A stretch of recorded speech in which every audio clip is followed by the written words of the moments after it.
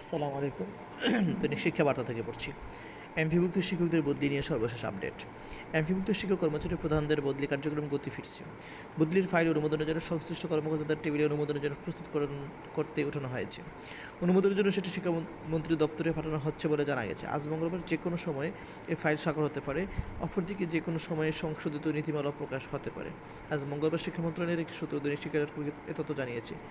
এর আগে গত 25 এপ্রিল এমপিভুক্ত শিক্ষক কর্মচারী প্রতিষ্ঠান প্রদানদের জন্য সমন্বিত বদলি সফটওয়্যার নিয়ে আলোচনা সভা অনুষ্ঠিত হয়। এতে প্রধান অতিথি ছিলেন শিক্ষা এবং প্রাথমিক ও গণশিক্ষামন্ত্রী ডক্টর এহসানুল হক মিলন। এসব শিক্ষামন্ত্রী বলেন, এমপিভুক্ত শিক্ষকদের বদলি নীতিমালা করতে যাচ্ছি ও সফটওয়্যার করতে যাচ্ছি। এটি করলে মূলত যারা এনটিআরসির মাধ্যমে নিয়োগ সুপারিশ পাচ্ছেন তারা নিজ জেলায় যাওয়ার সুযোগ পাবেন।